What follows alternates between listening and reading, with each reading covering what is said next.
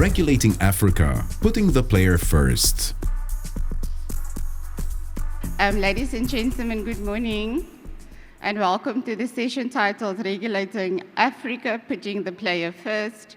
My name is Zoe Siwa. I'm the Chief Financial Officer of the Western Cape Gambling and Racing Board. And today we're going to have a discussion, obviously about putting the player first. Thank you, Peter, for joining us. I am joined by an excellent panel today, and I want to ask each panelist to briefly introduce themselves, your name, your role, and jurisdiction, and then we'll move straight to the discussion. Firstly, let's start. Peter, is you fine? Good morning, everyone. My name is Peter Emolemo Kesitilwe. I'm the Chief Executive of the African iGaming Alliance. African iGaming Alliance is an industry association with members operating in 20 African countries collectively. Basically what we do, we develop Africa-wide responsible gambling framework. We do engage with governments regarding taxation, and we also ensure that our operators, as in our members, also play their role in terms of consumer protection. Thank you. Good morning. My name is Vusi Mtsweni, Chief Executive Officer at the Mpumalanga Economic Regulator. Thank you. Good morning, everyone. My name is Denis Ngabirano, the Chief Executive Officer of the National Lotteries and Gaming Regulatory Board in Uganda. Hello, good morning, everybody. My name is James Mbalwe. I'm the CEO of Gaming Board of Tanzania. Thank you. Thank you, sirs. So you would note that our very highly esteemed panelists, they are all CEOs, but is it fine if I address you on this, your name for the purpose of this conversation? I'm sure it's okay. So our first question, Vusi, I'm going to start with you. In your jurisdiction, where is the greater pressure right now? Market growth or player protection? And how do you manage that balance? I know, Zoe, you always want to start with me, and I don't know why. But yeah, if I have to talk about Mpumalanga, for me, I don't think that there's no pressure in terms of growth versus protection. For me, the real pressure, it is the fact that if regulation is going to move slowly, the market moves without it. Since 1995, when the first act was promulgated in Mpumalanga following the Vihan Commission, we know that every legislation was premised on the land-based establishments. No one foresaw that one day we were going to have cryptocurrencies, we were going to have bitcoins, we were going to have AI. Everything was premised on the traditional regulatory tools. So online betting has expanded at a fast pace than the traditional tools were designed to handle. So for me, the risk, it is not about growth. I will say the risk, it is irrelevance. So that is what we need to be focusing on. In terms of the balance itself, in as far as between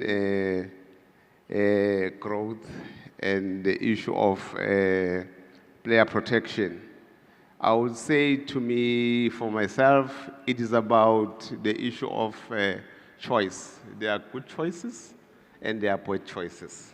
So all you have to do is you have to reject the bad choices. So you don't protect the players by shrinking the legal market, and also you protect the players by making the legal market safer than the illegal one. That means you have to look at data before ideology. You have to look at risk-based interventions and or not just blanket restrictions. So you need to have clearer rules. You need to have consistency enforced. So for me, in conclusion, I can say that over-regulation drives players underground, and under-regulation drives harm, and then the balance is smart regulation. Thank you. Dennis, do you still remember the question? Thank you. I think the key point to me is gaming in Africa, and particularly in Uganda, is no longer emerging. It is maturing. And with maturity brings great responsibility. A case in point in Uganda, the pressure for us we have is player protection. However, we are careful as the industry not to slow down its growth, given that this is an industry that is creating jobs. In Uganda, this industry employs over 10,000 youth. It's driving innovation in the tech world, and it is generating a lot of revenue for the country. So the solution lies in evidence-led policy. And here in Uganda, we have focused on automating all our business processes to ensure that we use data to inform our policies. And of course, with data, we'll be able to learn player behavior, where the risks exist, and that informs policies that we put in place to ensure that we put in collective measures to ensure responsible gaming, and we avoid pushing the players into unregulated markets. Most important is that gaming does not stop at national borders now. Our players in Uganda are able to stake on Kenyan sites, on Tanzanian sites, because of integration of the payment systems. So we need to collaborate also as regional bodies to ensure that we standardize our gaming environment, we share information, and we collaboratively work together to ensure that we change the perception around gaming that actually is causing the pressure on player protection. Thank you. Thank you, sir. Peter, if I can come to you as association representing operators, what trends are you seeing across the African markets in terms of the balance between growth and player protection? Thank you very much, Zoe. There are a couple of trends that we are seeing in a couple of African markets. You'll find that Africa is a mobile-first country. Even yesterday, we saw when the quiz was being done that 81% of South Africans, they play or they bet online their phones. So we have seen rapid digital growth in Africa. Like what Denis said, that Africa is no longer an emerging market, it's a market in transition. So there's a lot in terms of issues around digital growth. That is the first one. Then the other one is that we are seeing that the African regulators are prioritizing player protection. Governments are introducing affordability checks, advertising controls, and responsible gambling frameworks. There's a lot that regulators are doing in Africa to prioritize player protection. We've seen what recently happened in Ethiopia. Then the other trend is that while we are saying that Africa is no longer emerging but is a market on transition, we are now noting that there is now the emergence of the black or offshore market. There's a risk now because of these developments, these technologies. There is a lot. So the key issue here is that player protection and market sustainability must evolve together, like what Denis said, that everything has to be balanced. If the regulated market becomes unattractive, players simply migrate to the offshore platforms, and there is no government protection or regulator protection. Thank you. Thank you, Peter. James, it sounds so... James, linking to Peter's answer, how do you strengthen player protection without unintentionally driving players to unlicensed operators? Thank you. We know that player protection is quite important for the regulation of the industry, and we cannot move forward without looking into player protection. I will try to share our experience from Tanzania, where we understand that the industry is growing so fast, and we cannot move without having a robust mechanism to ensure that we have we protect our players, our consumers. So the main challenge in Tanzania is, I would say, number one is illegal. We have illegal operators, especially this Chinese machine, which could be, I think you have a similar experience, I don't know, but we have that. But also we have online illegal operators. So this, I would say, they are the main challenge, and this could be one of the reasons which could be pushing operators to, the players to this. So as my colleague Vusi said, what should be done is actually to start to strike a balance between protecting the player, at the same time attracting the market or making market competitive. So number one, what we are doing is to make sure that we fight with the illegal operators. This is our key focus. If we will allow illegal operators, surely players will get there and will get harmed because illegal operators, they don't adhere to the operating standards. So this is one of the measures which we employ. We also do a lot of awareness. They have to understand who are we. They have to know the role of the board. In case of anything, they should come to the board and to seek protection. So we also make sure that they know what the board is doing. But again, we have to tell them what are the licensed operators who are really operating legally so that they can go to legal operators. And if we believe that if they know legal operators, it is easy for them to avoid illegal operators because illegal operators, as I said, they can have a huge risk. The other things which we do is about responsible gaming initiatives, which we understand is essential to protect players. So we also embrace a responsible gaming initiative. We do campaign, especially in areas where our presence is limited, so we have to make sure that we go there. They know the risk of gaming. We know that gaming has a risk, and players are the one who can get affected if they are not aware of what we are doing. So there are several things which we do, but for the sake of this session, I think I should end up here. Thank you. Thank you, sir. Vusi, just briefly, like 30 seconds, what is MAR doing? Not to drive people to the unlicensed market. To be honest, Zoe, players don't leave because they hate regulation. They leave because your offshore illegal platforms, they are faster, easier, and frictionless.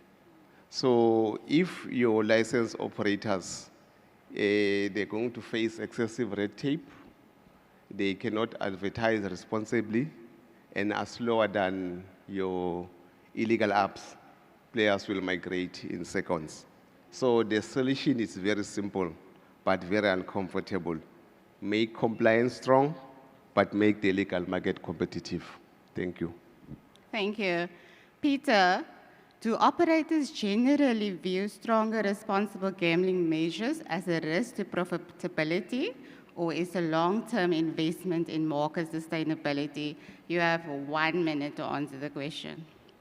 Okay, thank you very much, Zoe. But here the real risk to profitability is an unstable regulatory environment not responsible gambling. So leading operators, they view responsible gambling as a long-term investment in terms of market sustainability. We are seeing operators introducing deposit limits, self-exclusion tools, behavioral monitoring systems, player education initiatives. So this also builds trust with the regulators as well as with the players. Thank you. Thank you. You did very well in terms of time. Dennis, if I can ask you, what type of evidence most strongly informs your regulatory decisions?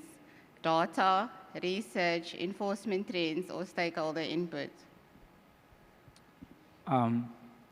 No single source of evidence can stand on its own. You have to focus on the combination of data, research, and stakeholder input. However, the start point is the operational data that helps you understand player behavior and the risks. And of course, when it comes to research, you focus on the harms that come with excessive gambling. And of course, stakeholder input. You have to ensure that you engage your stakeholders, especially the operators, so that all your decisions can help sustain their businesses. So in summary, there is no single source that stands on its own. It must be a combination of all the three.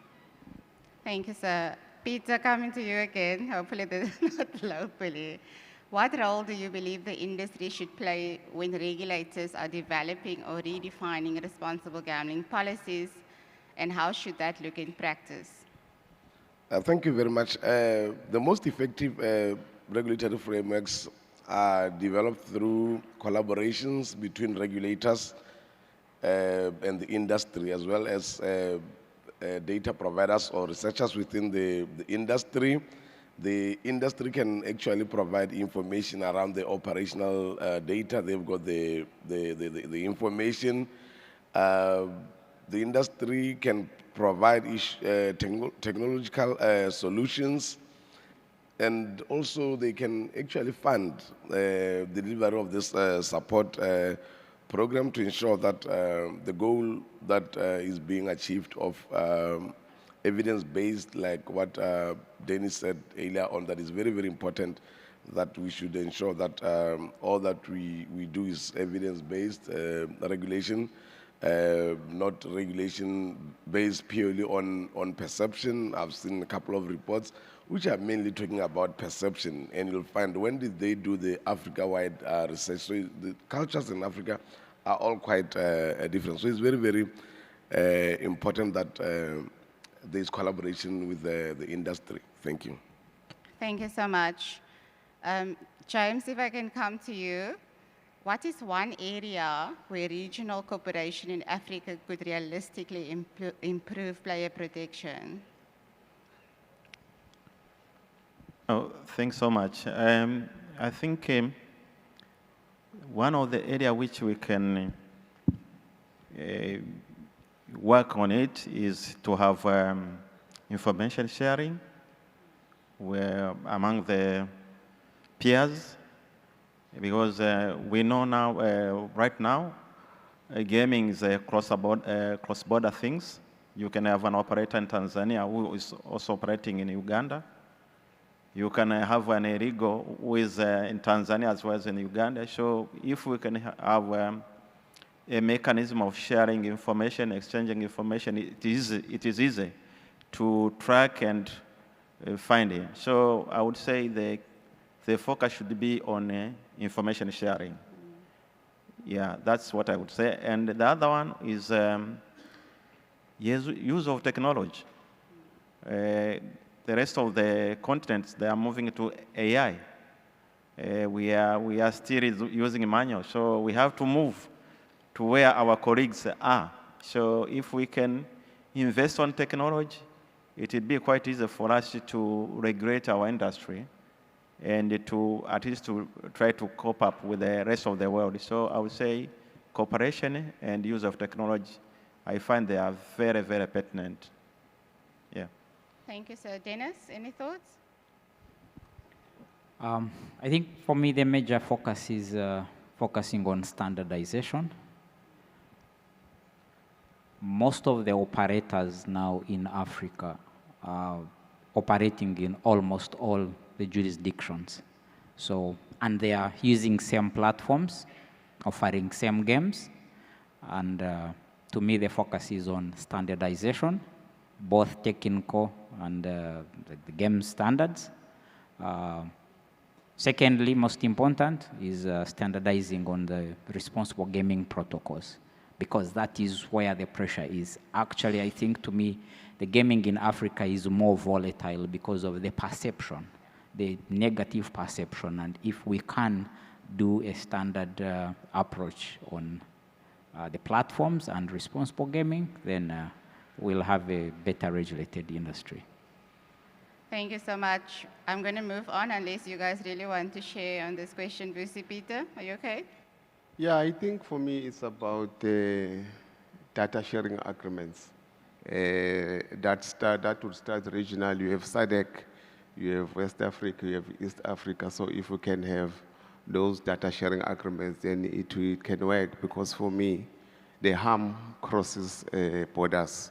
So protection should also cross the borders. Thank you. Peter, anything from your side? No, they've covered it quite well, but then the other thing is that with this cooperation, we'll find that it will be easier to deal with the illegal market. You know, the illegal market, they operate in all these countries. They're licensed and the illegal, so they operate in all these countries. So the cooperation from point of view of governments and regulators is very, very key. Thank you. Can I ask a question which I didn't send to you guys, but I'm going to ask it now? If someone is licensed in Uganda, for example, but they are illegally operating in South Africa, and we're looking at sharing data, what do you think in practice does that look like? Vusi, thoughts? Question?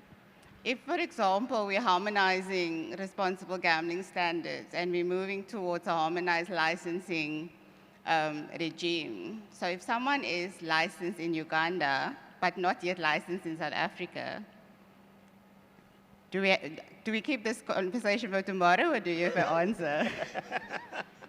Remember, it's almost about what we've been talking about, data sharing. Because, for example, internationally, you have one due diligence application form that is being used, which was proposed by IAGRA, so that all the jurisdictions can be able to share and use the same standards in as far as due diligence is concerned.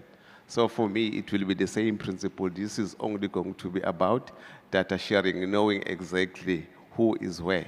Okay. For example, if you can have one system whereby all the jurisdictions can be able to have access to that particular system when they consider an application, it can solve the problem. Okay, let's move on to our plan. Looking ahead 3 years, this is for all of you, what is one priority Africa must get right to protect players while sustaining growth? Peter, should I start with you? Yes, like Vusi saying, what is important in terms of player protection is issues of data sharing. What is happening in terms of if we have your technology to show the way the players are behaving, the issues around setting all the limits, the KYC. So it's very, very important for the regulators to be working with the operators to get to understand the players. More often time we sit around conferences like this one, we are talking about the player who's now critical at this point. So it's very, very important to understand the mind of the player. What does the player want? We are producing all these games. We are coming up with all these frameworks. The regulators, we are blaming the illegal or the black market about this. But we need to understand the mind of a player. That is the real issue right now around player protection. What does the player want? Thank you. Vusi, you have 30 seconds. Well, for me, one thing, digital supervision is more important because if regulators cannot access the real-time operator data, monitor online behavioral patterns, and act against offshore leakages, then I think we will be regulating yesterday's market. So for me, if I look at the future, African regulators must lead digital gambling oversight or permanently chase it. Dennis, 30 seconds. Thank you. I think Vusi has talked about what I wanted to emphasize. Total visibility for the regulator is key in ensuring that we regulate the sector. So I don't want to repeat what he said, but that's very important. Visibility is key. Thank you so much, sir. 2 minutes. No, sir. I can find most of the things has been covered by my colleagues here. But there are one thing which is also we have to emphasize about, is about having a robust dispute settlement, because it's very common, players and operators. So as a regulator, because we are there to protect them, we have to have a robust dispute mechanism, which is also aimed to protect players. Thank you. Thank you, ladies and gentlemen. With 1 second left, we did it. Please give a hand of applause to our panelists. Thank you so much.